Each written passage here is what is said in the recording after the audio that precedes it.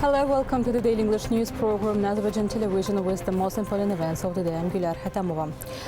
President İlham signed an executive order on the measures in respect to the construction of Abazallı, Təklə, Şorbacı, Mədətli, Novruzallı, Məmməd Rızalı, Məşədilər, Dostalı, Şötüklü, Boyxanlı, Məlik Qasımlı, Şiləvəngə, Adnanlı, Bədirli Highway of Jalabad region. According to the executive order, 17.2 million are allocated to Azərbaycan Avtomobil Yolları State Agency in order to construct this highway connecting 14 residential settlements with 14,000 inhabitants.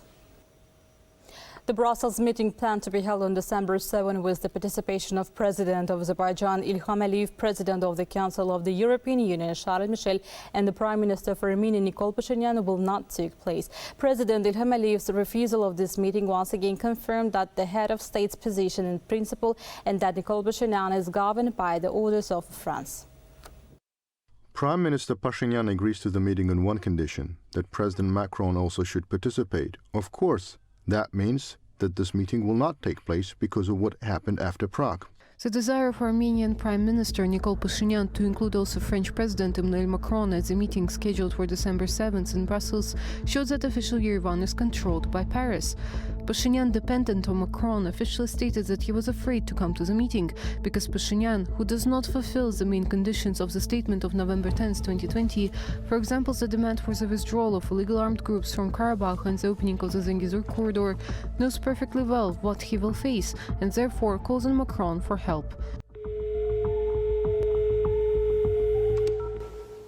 I also consider this decision of the Armenian Prime Minister because they could have imagined that we will all be against it as an attempt to undermine the peace process, because the peace process will lead to the signing of the peace agreement in which they will have to admit that there is nothing about Karabakh.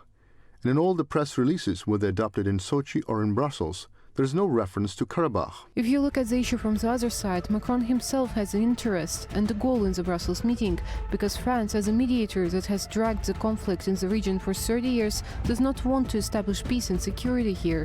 France's open support of Armenia lately, Macron's biased statements against Azerbaijan once again proves this. France cannot be a part of peace process between Azerbaijan and Armenia. And it wasn't us who cut them from this format. It was them, because neither Russia nor the United States, other former Minsk Group co-chairs, never took, officially sides in the post-war period. Only France did. This step by the Armenian Prime Minister also strikes a blow at the EU's credibility. However, Pashinyan and Macron forget the serious advantages of Azerbaijan in the current geopolitical situation. On the other hand, after the CSTO meeting in Yerevan, Armenia collapsed. Prior to that, clinging its hope to the International Organization of La Francophonie, the aggressor country had been embarrassed with another fiasco.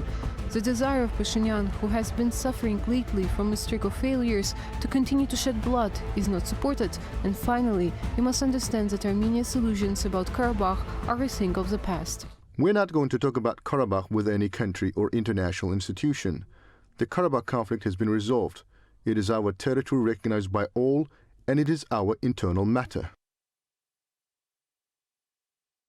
Azerbaijani army positions were again subjected to fire in different directions, starting from 1825 on November 29 to 0045 on November 30.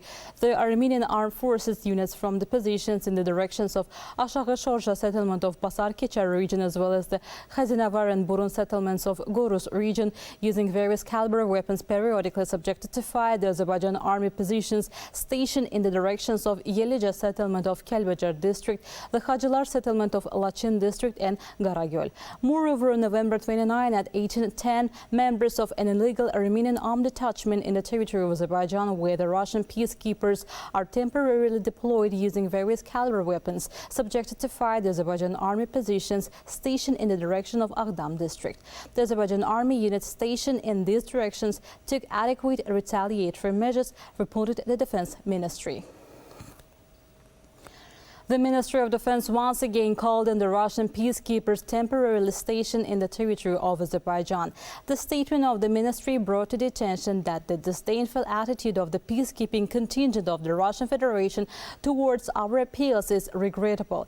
The names of our settlements in the territory of Azerbaijan are mentioned with fictitious Armenian toponyms, including the usage of the Nagorno-Karabakh territory expression are inadmissible. Peacekeeping contingent of the Russian Federation was called on not to use the inaccurate words in official information. Moreover, the correct mention of our country's name on the map published by them was demanded.